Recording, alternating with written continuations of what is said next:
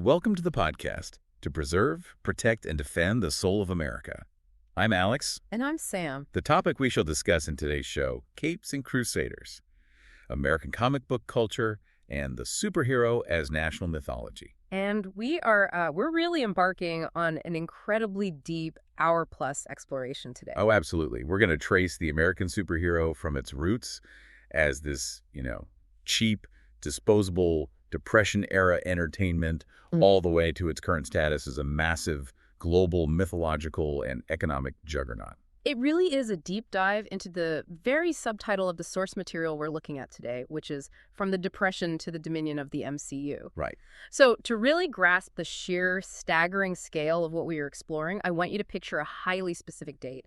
Just go back for a second to April 4th, 2018. Okay, I'm there. On that afternoon, a film called Avengers: Infinity War opened in theaters across the United States. Right. Huge day.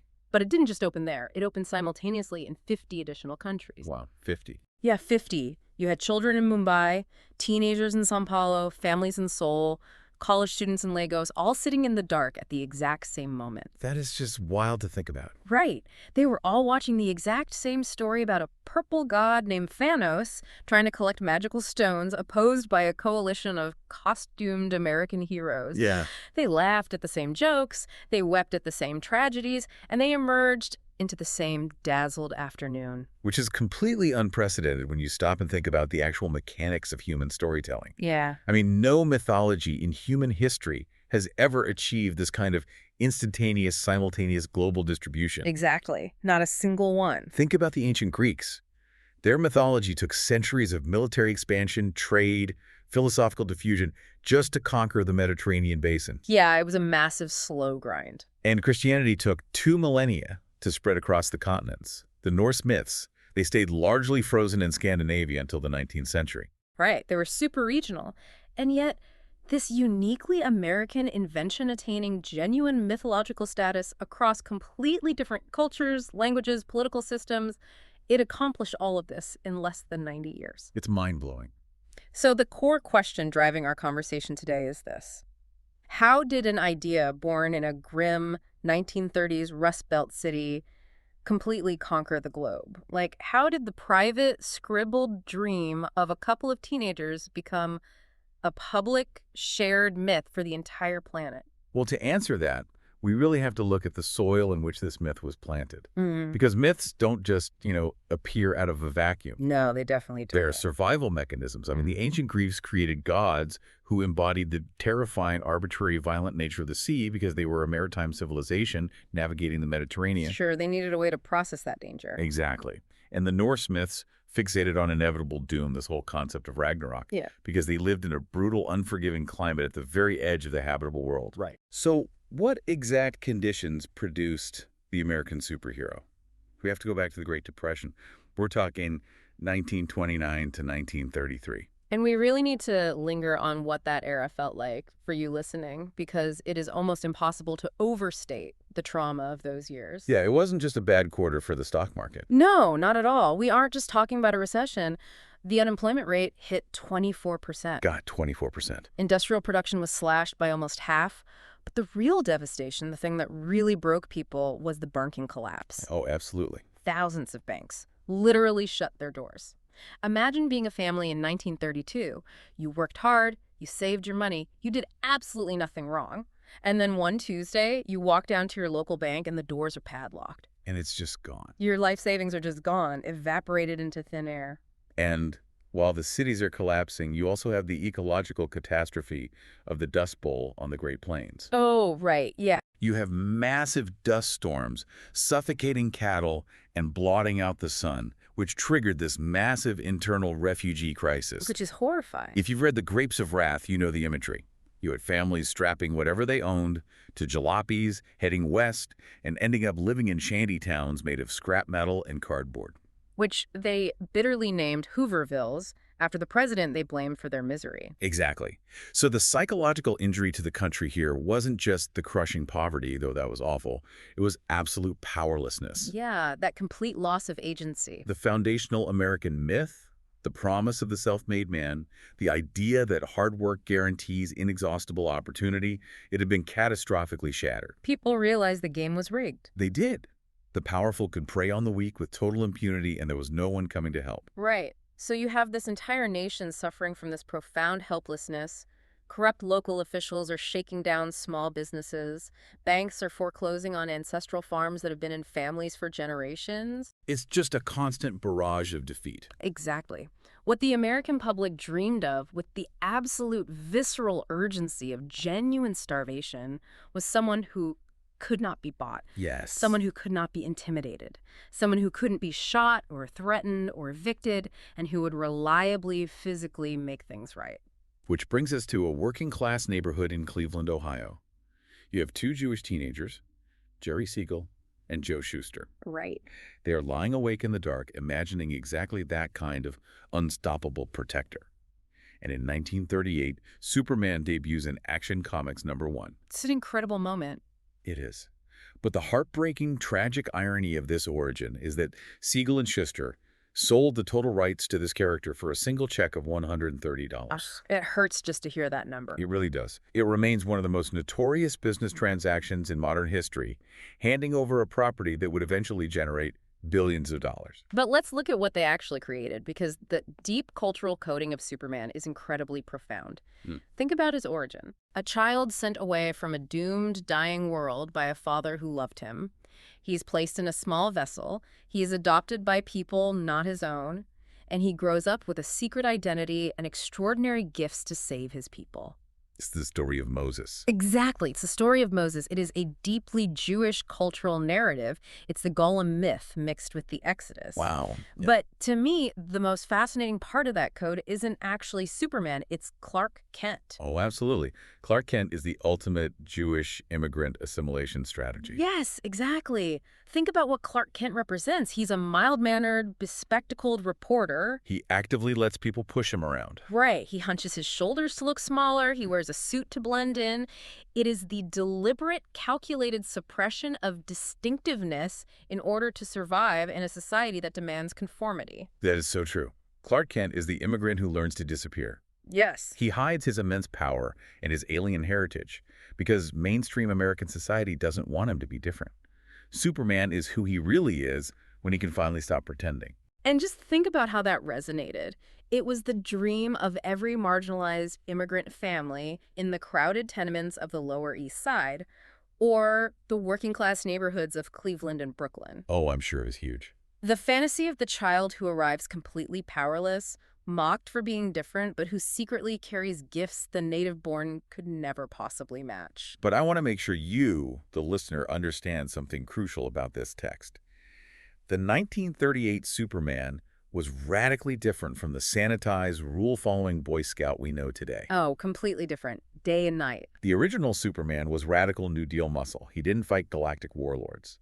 In 1939, there's an incredible story where Superman literally kidnaps a wealthy munitions manufacturer and a corrupt U.S. senator. I love this one. He drags them to a foreign battlefield, forces them into a muddy trench, and holds them there under live artillery fire, so they are forced to experience the visceral horrors of the war they are personally profiting from. Yeah, he was a one-man progressive policy enforcement mechanism. Literally. He would smash through the brick walls of slum tenements just to force corrupt landlords to build safer housing. I mean, he was literal class warfare in a red cape. But almost immediately, a competing, much darker current enters the mythology. Yeah. Just 1 year later, in May 1939, Batman debuts, created by Bob Kane and Bill Finger. Right, a huge shift. And Batman represents a fundamentally different strand of this emerging American mythology. Superman is an alien. Batman is a human being. Superman is a sunny optimist wearing bright primary colors. Batman is a traumatized pessimist who dresses like a bat to become a predator in the dark. Exactly. Superman's powers are a supernatural innate gift.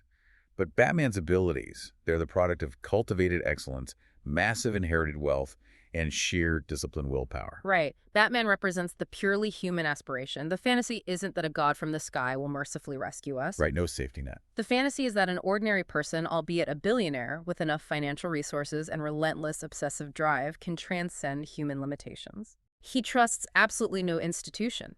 He takes the law violently into his own hands, and he operates by a pure, uncompromising personal code. So I want to push back on this pairing a little bit, or rather get your take on this tension that the source material points out. Okay, let's hear it. We have these two titans. On one hand, you have Superman as the progressive collective savior, a New Deal figure who intervenes for the vulnerable and fights systemic corruption. Right.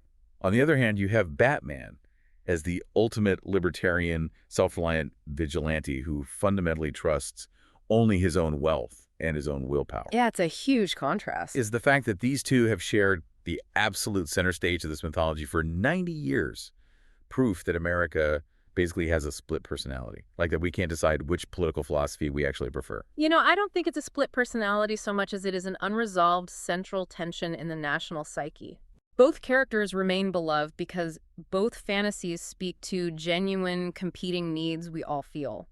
We desperately want the collective, flawless protector who cares for the vulnerable. Right, we want to be taken care of. But we also deeply revere the rugged, uncompromising individualist who doesn't need anyone's help. It's the community versus the frontier. That makes total sense. But that domestic political tension very quickly had to pivot because the world outside America was about to catch fire. Right. We transitioned from domestic social justice to the looming existential threat of European fascism.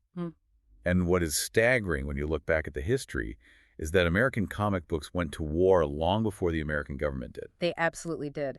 Before the United States entered the Second World War in December 1941, superheroes were already actively fighting it on the page. Which is just incredible. The most iconic, enduring example of this is the cover of Captain America Comics #1, created by Joe Simon and Jack Kirby. Let's paint the picture of this cover for you. It hits newsstands in March 1941. It features a man dressed in a literal American flag, winding up and punching Adolf Hitler squarely in the jaw. Just an amazing visual. And you have to understand the context. This was published 9 months before Pearl Harbor. America was officially neutral. Very neutral. There was a massive, highly influential isolationist movement in the country, the America First Committee, arguing we should stay out of Europe's problems. And here's this comic book unequivocally declaring war. To understand why Simon and Kirby did this, you have to connect the art to their physical reality, specifically the lived experience of Jack Kirby. Right. Kirby was born Jacob Kurtzberg. He grew up in a Lower East Side tenement in New York. This was a tough, brutal environment where he was constantly navigating vicious anti-Semitic gang violence in the streets. So it wasn't abstract for him. Not at all. He had a very specific, embodied understanding of what it meant to be physically vulnerable to organized hatred. So his depiction of a bulletproof hero draped in the flag wasn't just some abstract jingoistic patriotism. It was a direct psychological fantasy response to the very real lethal consequences of being a persecuted minority. Exactly. He was drawing the ultimate protector against the kind of fascism that was systematically exterminating people exactly like him in Europe. Yes. But after Pearl Harbor actually happens, this highly personal, individual political expression gets entirely absorbed into the massive apparatus of U.S. wartime propaganda. Right, the government gets involved. By 1944, the comic book industry was selling an astonishing 25 to 30 million copies every single week. That's a huge chunk of the population. Superheroes became institutionalized tools. They were sent overseas to maintain troop morale and used domestically to shake the national narrative about who the enemy was. And we need to pause here to mention something very specific from the source text. When you look at the actual comics from that wartime era, there is a stark, deeply uncomfortable contrast in how those enemies were drawn.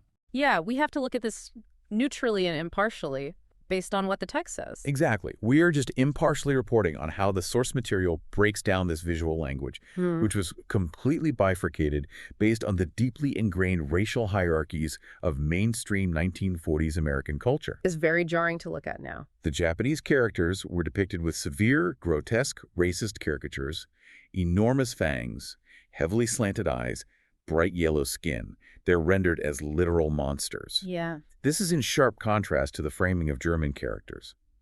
The Nazis were certainly the villains, but they were largely drawn as normal-looking, albeit sinister, human beings. Right. They were afforded a mild, redemptive framing, misled humans rather than inherent beasts.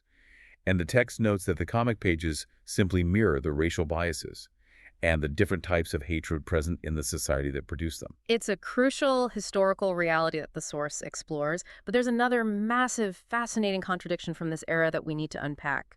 Think about the physical reality of modern Allied industrial warfare during WWII.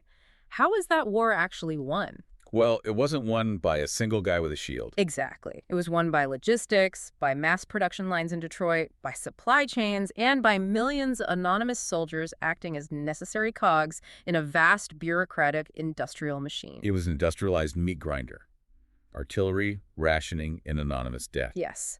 Yet the superhero myth told a completely contradictory, deeply consoling fiction to the public. It insisted that the decisive factor in any conflict was the exceptional individual. Right, the one guy who can turn the tide. Exactly. That victory was achieved through sheer, localized moral virtue. It took the incomprehensible, anonymous horror of global industrial slaughter and translated it into a comprehensible, comforting narrative of individual moral combat. It's exactly what myths are designed to do. They describe reality not as it actually is, but as it needs to be in order for us to bear it. Spot on. But what's fascinating is what happens after the war. America wins. There's this massive post-war economic boom. The suburbs are built. The whole white picket fence era. Right. But underneath the surface of the 1950s, the country enters a deeply strange, profoundly anxious period. You have the Cold War starting. You have the existential world-ending dread of the atomic bomb. That underlying terror. And the baby boom means there are teenagers everywhere. And suddenly, the country is gripped by massive moral panics over juvenile delinquency. Which brings us to what we can call the Great Suppression. Returning soldiers came home to a world where a brand new war could literally end human civilization in an afternoon. Yeah, there's a lot of pressure. That pervasive anxiety needed an outlet, and it found a scapegoat in youth culture, and specifically comic books. Enter Dr. Frederick Wertham. Oh boy. He was a highly respected psychiatrist who, in 1954, published a bombshell book called Seduction of the Innocent. If you've ever rolled your eyes at politicians blaming video games or, TikTok for ruining today's youth, you have to understand exactly what happened in 1954 because it is the exact same playbook. The very same. Wertham's claims were explosive and designed to terrify parents. He argued that Batman and Robin's relationship actively promoted homosexuality, Which sent people into a panic. He claimed Wonder Woman was a militant lesbian influence corrupting young girls' ideas of domesticity.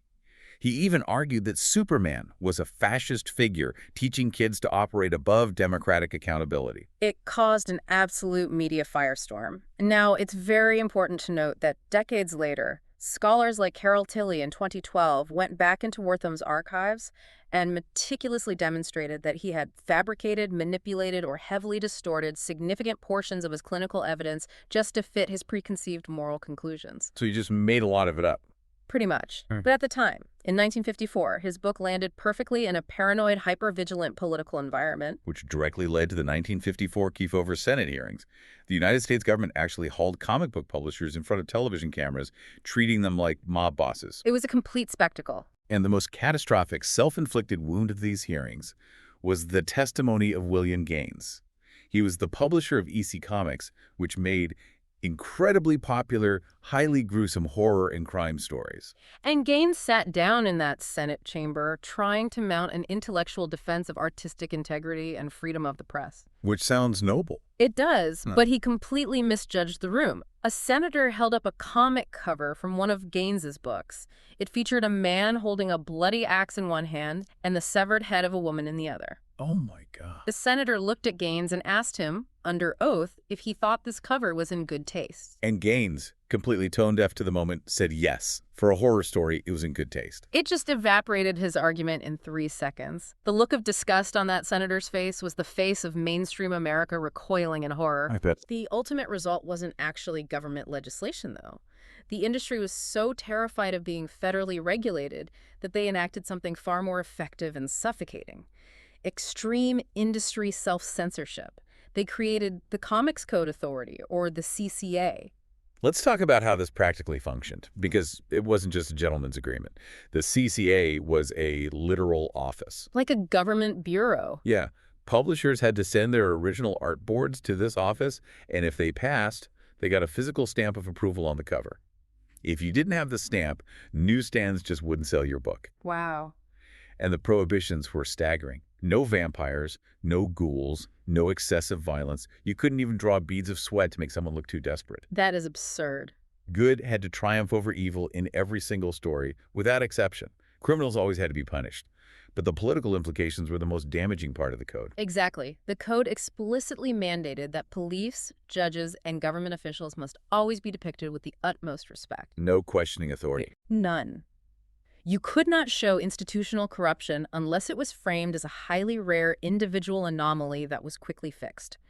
The code essentially mandated that superheroes must operate as unpaid interns for the status quo. It completely neutered the medium. Superman was transformed from this radical, wall-smashing New Deal crusader into a bland, non-threatening, square-jawed suburban dad who basically just confiscated toy weapons from imaginary aliens. It was so boring. The implicit message was that questioning established power was actively harmful to society. So by 1961, you were looking at the absolute ruins of the Golden Age. The comics being published are boring, sanitized, and completely culturally irrelevant to anyone over the age of 8. Right, nobody cared anymore. The stories have zero stakes, which perfectly sets the stage for a total disruption, the Marvel Revolution, the era of the hero who bleeds. Enter Stan Lee and Jack Kirby. In 1961, they created the Fantastic Four, and they completely shattered the CCA's mold of the perfect polite hero. Oh, they blew it up. These characters were not idealized paragons. They bickered constantly. They had massive egos. They worried about money. They had real, messy, emotional stakes. And the most vital element of this was the tragic existential situation of Ben Grimm, the Thing. Yeah, tell us about him. This wasn't a cool power upgrade. This was a man whose physical body was transformed into massive orange rock. He is visually and physically grotesque. He can never put on a normal suit. He can never be touched or loved in a normal human way ever again. It's awful. And the absolute worst part, the psychological dagger. He's trapped in this monster's body because of the sheer arrogance of his best friend. Reed Richards cut corners on the rocket flight's shielding, and it ruined Ben's life. Yes. Ben Grimm isn't experiencing a heroic transformation. He's living with a permanent wound that never heals. He is furious. He is depressed. Yeah. Yet he wakes up, walks out into the street, and saves the world anyway, basically, because what else is he going to do? It introduced genuine, agonizing human tragedy into the superpower fantasy. And Marvel perfected this new formula the very next year. In 1962, we get the debut of Peter Parker, Spider-Man. Such a game changer. Let's talk about him, because it's a massive shift. He's a 15-year-old orphan living in Queens. He's not a billionaire operating out of a penthouse in Gotham. Right. He's a working-class kid who gets bullied, who is socially isolated, and whose biggest anxiety isn't taking over the world, it's figuring out how his Aunt May is going to pay the rent this month. And his origin story is a masterclass in the psychological power of shame. You know what strikes me about Spider-Man? Contrasting with Batman for a second. Look at Bruce Wayne. His tragedy, the murder of his parents in that alley happened to him. Sure. It was a traumatizing external event that he couldn't control, which sets him on this noble, obsessive quest for absolute human perfection. It's the response of a paragon. But Peter Parker causes his own trauma. Exactly. He gets these incredible spider powers, and he immediately gets arrogant. He wants to make money on TV. And in a moment of mundane, ordinary teenage selfishness, he watches a burglar run past him and refuses to stick his foot out to stop him. Right, he just lets him go. He basically says, "Not my problem." And that specific burglar, the one he let go, goes on to murder his Uncle Ben. Spider-Man's entire heroism isn't about striving for perfection.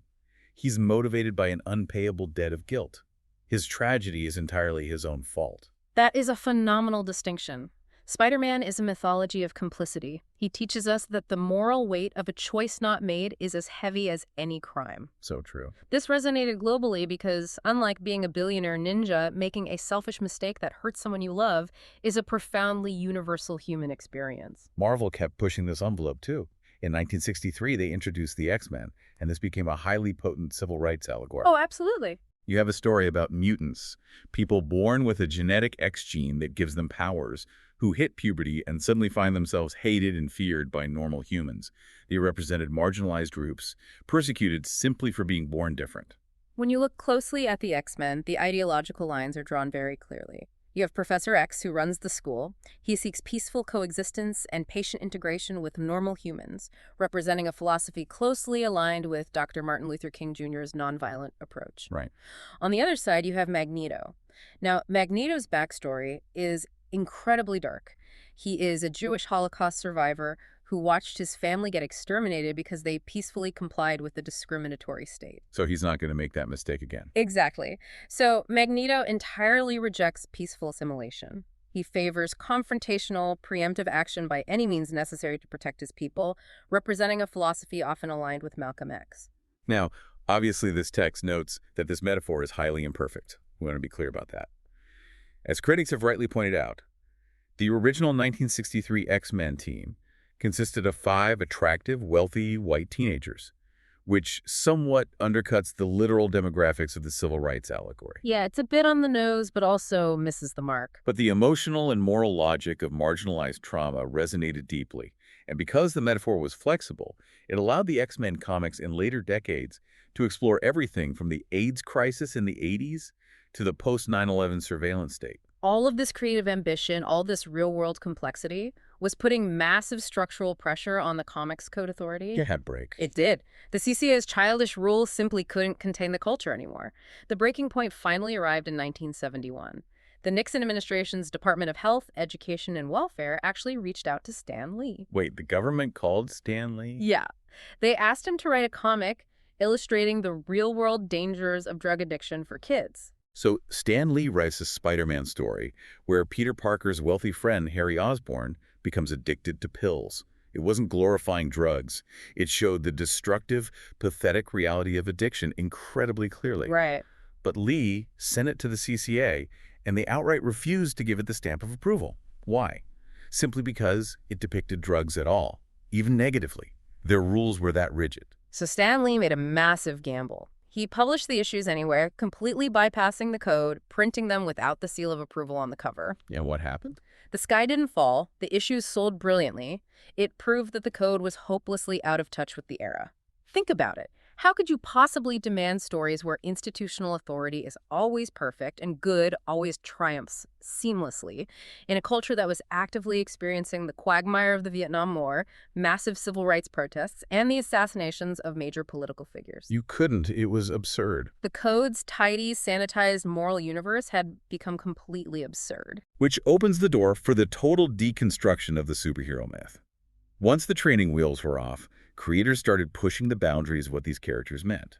We hit what we can call the 1986 event horizon. A huge year. 2 masterworks were published that year that completely brutally dismantled the mythology. First, you have Frank Miller's The Dark Knight Returns. Miller depicted Bruce Wayne not in his prime, but as a 55-year-old bitter, borderline fascist vigilante operating in a decaying, cynical, Reagan-era Gotham City. Yeah, a much darker take. This Batman is explicitly fighting against institutional authority, and it culminates in this brutal, iconic fistfight against Superman. But Superman here isn't a hero. He's been reduced to a compliant secret weapon for the U.S. government enforcing foreign policy. And then the absolute earthquake. Alan Moore and Dave Gibbons' Watchmen. Just a masterpiece. They asked a terrifying logical question. What would real, actual human beings who decide to put on masks and fight crime in the streets actually be like psychologically? Yeah. And the answer they provided is deeply disturbing. It strips away all the romance. You have Rorschach, who is a traumatized, unwashed, psychopathic absolutist who sees the world only in black and white. Right. You have Dr. Manhattan, who gains godlike powers and as a result becomes utterly detached and indifferent to the value of human life. He just doesn't care anymore. Exactly. And you have Ozymandias, the smartest man in the world, who looks at the Cold War and decides the only logical way to save humanity from nuclear annihilation is to act as a utilitarian mass murderer. Yeah, his plan is insane. He fakes an alien attack on New York that slaughters millions just to terrify the globe into uniting in peace. Watchmen forced the entire superhero genre to look in the mirror and become self-conscious. It exposed all the underlying ideological assumptions about power, authority, and who gets to define justice. Yeah. After 1986, the genre grew up. It really did. It could never go back to pretending these were just innocent, consequence-free adventure stories for kids. And as the comic page matured and became incredibly complex, the cape began to move from the page to the planet. The cinematic empire begins to form. If we trace the evolution on screen, it's a fascinating technological and cultural journey. Definitely. You have the beautiful, fluid 1940s Fleischer animations of Superman in theaters. But then in the 1960s, you get the Adam West Batman television show. Wham, pow. It was pure camp. Exactly. And camp is what a culture does when it doesn't take a subject seriously enough to engage with it earnestly. It's a defense mechanism. It firmly placed superheroes back in the nursery. But Hollywood slowly figured it out. Richard Donner's Superman in 1978 had the tagline, "You'll believe a man can fly," and it treated the material with sweeping prestige and emotional But sincerity. it was so earnest. Then Tim Burton's Batman in 1989 brought those dark, gothic, psychological aesthetics of the 1986 deconstruction directly to the multiplex. But the true paradigm shift, the moment the world changed, happened when a producer named Kevin Feige in Marvel Studios implemented an unprecedented plan in 2006. The architecture of the Marvel Cinematic Universe. What Feige realized was that Hollywood was making a mistake by treating these characters as isolated movie franchises. Right, they were all separate before. He decided to translate the exact continuity logic of comic books, where characters casually cross over into each other's monthly issues, directly to billion-dollar Hollywood blockbusters. Which was so risky. Very risky. Starting with Iron Man in 2008, and that famous post-credits scene with Nick Fury, they built a massive shared universe where stories interweaved for over a decade, culminating in those massive ensemble events like Infinity War. The economic scale of this gamble is almost hard to comprehend. We were talking about 32 interconnected films grossing well over $30 billion worldwide. 30 billion. It's staggering. But it's not just the money. It is the massive cultural impact. Take Ryan Coogler's 2018 film Black Panther. It is a prime example of representation and cultural reclamation operating on a blockbuster scale. The depiction of Wakanda was revolutionary for a mass audience. Here was a technologically advanced, incredibly prosperous African civilization that was completely devoid of the historical framing of colonialism. Right, it had never been conquered. Exactly. It was a profound healing moment for a massive global audience to see African heroes who were intelligent, complex, and utterly unburdened by that specific historical trauma. But the brilliance of Black Panther is that it is politically complicated. It doesn't let Wakanda off the hook. The villain of the film, Killmonger, presents a tremendously compelling radical argument. He really does. He looks at Wakanda's strict isolationism, their hoarding of vibranium technology, and he argues that they have a moral obligation to use their power for the global liberation of oppressed people of African descent worldwide. It's hard to disagree with his premise. Exactly. The tension between his deeply defensible premises, that systemic oppression must be fought, and his ruthless, violent methods makes it incredible, sophisticated mythology. And that brings us to the core of what this mythology actually represents when you strip away the special effects, the ideology and the spandex. To understand this, we have to look at the comparative mythologist Joseph Campbell. Yeah. In his famous 1949 work, The Hero with a Thousand Faces, Campbell outlined the concept of the monomyth, or the hero's journey. We're all familiar with this structure, right? You know, Luke Skywalker, Harry Potter. It's the call to adventure, the refusal of the call, crossing the threshold, facing trials, undergoing a transformation, and returning with a boon for society. Right, it's very recognizable. It's a universal psychological template. Yeah. But here is the critical distinction we need to make today based on this deep dive.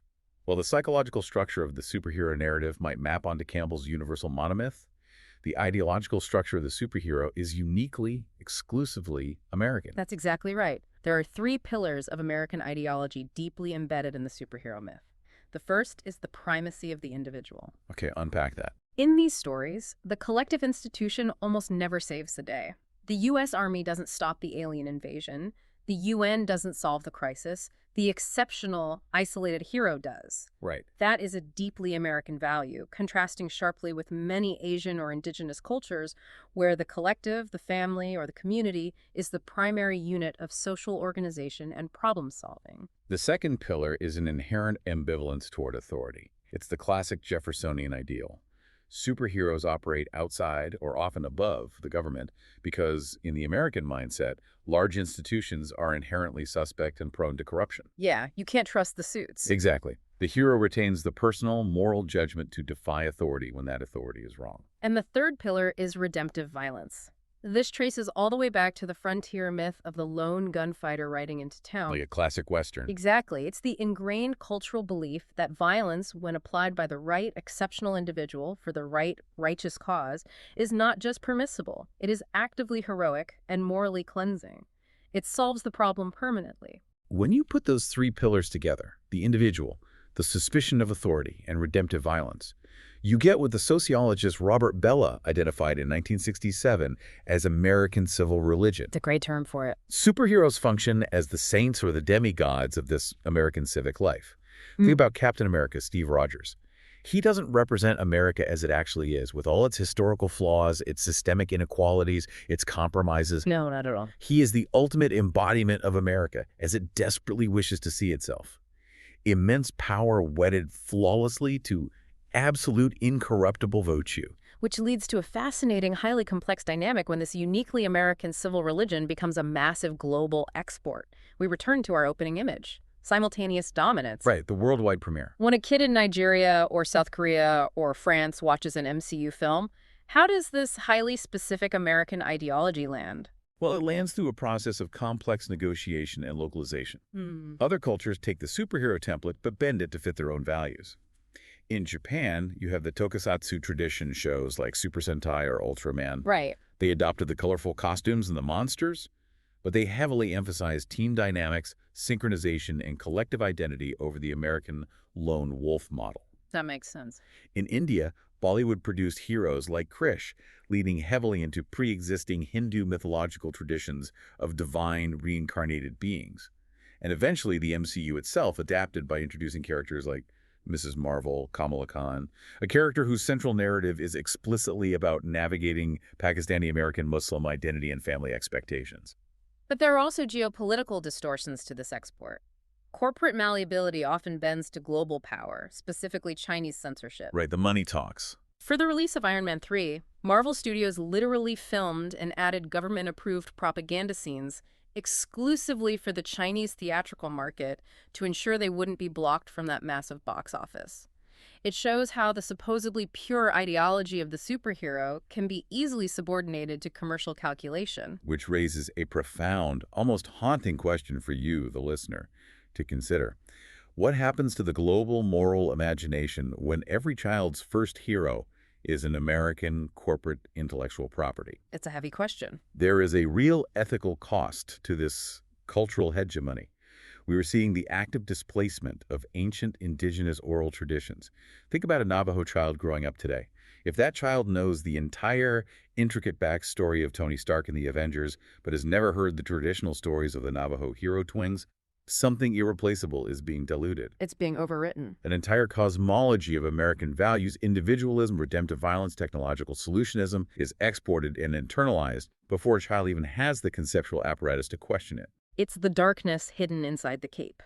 And as we enter the 2020s, that darkness has manifested in several crises for the genre. We're currently seeing a wave of superhero fatigue. Yeah, people are getting tired. Highly respected filmmakers like Martin Scorsese have critiqued these massive movies as theme park rides, arguing they lack genuine artistic risk or emotional danger. And there is a structural tension here. True mythology requires comforting repetition and familiarity. You want to hear the story of Hercules the same way. Right, the beats are the same. But corporate franchises require constant escalating novelty to drive quarterly profits. You can only save the entire multiverse so many times before the stakes become emotionally meaningless to the audience. We also see these characters becoming weaponized in domestic culture wars. And looking purely at how these symbols are functioning in society right now, we're just neutrally reporting on how the source material frames this politicization. Both sides of the political spectrum have actively appropriated them. Yes, we are just conveying the text's analysis here. Progressives champion the MCU's recent push for diversity and its narratives that critique imperialism and unchecked capitalism, like we discussed with Black Panther. Conversely, conservatives and libertarians are deeply drawn to the core, foundational mythology of the exceptional individual operating with lethal efficiency, unconstrained by government regulation or bureaucratic red tape.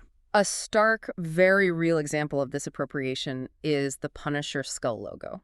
The Punisher is a character who uses extrajudicial, lethal violence against criminals. Right.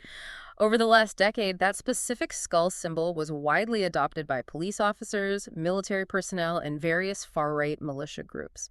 It became such a potent, controversial political flashpoint in the real world that Marvel eventually attempted to redesign and retire the symbol within the comic books themselves. Wow. It perfectly illustrates how a corporation can completely lose control of its own mythological iconography once it is released into the wild. But the most tragic darkness in the Cape, and we really need to sit with this, involves the forgotten creators.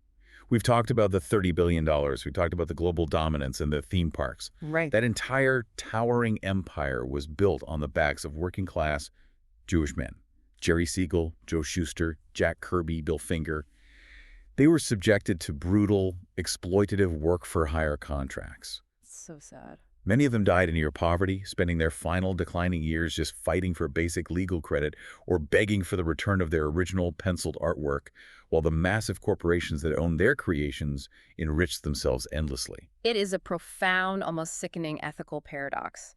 The defining stories of our modern era stories, explicitly about justice, about self-sacrifice, about protecting the vulnerable from the powerful, were literally built on a foundation of corporate injustice and the ruthless exploitation of creative labor. So where does that leave us today? As we look at the landscape of the 2020s, we can identify a massive fundamental shift in what the myth is actually doing for us. Think back to where we started. The 1930s Superman was a pure power fantasy for the powerless. A bulletproof man for people who were literally starving, losing their homes, and utterly vulnerable. Yeah. But look at the modern MCU heroes that dominate our screens. Tony Stark, the billionaire tech genius. Steve Rogers, the super soldier backed by infinite resources. They don't reflect a fantasy of gaining power. They reflect the tragedy of having immense power, but lacking the wisdom or the ability to prevent catastrophe anyway. It's a mythology of superpower anxiety. It reflects an American civilization in relative decline. We are a nation fighting unwinnable forever wars, heavily doubting our own institutions, and slowly discovering that overwhelming technological and military dominance does not actually solve complex human problems. Exactly. We have moved from a Depression-era power fantasy to a 21st century anxiety dream. Yet despite all of that, despite the corporate calculations, the labor exploitation, the geopolitical pandering, and the ideological baggage, the emotional core of these myths remains astonishingly, undeniably potent. I think about a deeply moving moment recently. In 2023, Chadwick Boseman received a posthumous star on the Hollywood Walk of Fame. I remember that. Thousands of fans showed up to the ceremony, many of them dressed in Black Panther costumes. And the grief in that crowd was so genuine, so incredibly palpable. It proved that despite everything cynical about the industry, these myths still provide profound, genuine emotional significance to millions of people. They give us a shared vocabulary for dignity, for heroism, and for hope. Ultimately, myths are how a civilization judges itself. They project our highest values, our deepest fears, and our greatest aspirations into impossible, luminous forms. Which brings us to an important transition today. Listeners, I want to emphasize, and I'll say this very slowly and deliberately so it's perfectly clear, that this entire expansive conversation we've had today is derived from the first book of the 30-volume series, To Preserve, Protect, and Defend the Soul of America. The book is titled Volume 1, America's Healthcare Crisis and Broken Public Institutions, authored by Sue B. Howell. And we are thrilled to share that the book is now available in all Amazon bookstores across the world. We enthusiastically encourage you to go check out the book, dive into the incredible depth of Sue B. Howell's research, and please leave your comments and feedback. It's the staggering work of cultural synthesis that connects these massive ideas together. It truly is. As we close out this deep dive, I want to leave you with a final provocative thought that builds on everything we've unpacked today. We've established that our mythologies dictate the boundaries of what we believe is possible for our society. We spent the entire 20th century inventing heroes who solved problems by punching villains in the face. Right. But when you look at the 21st century, our true existential threats are non-punchable. You cannot punch climate change, you cannot punch extreme systemic wealth inequality, or a global pandemic. So, if we are to survive this new century, what kind of hero do we need to invent next? Thank you for listening. Until next time.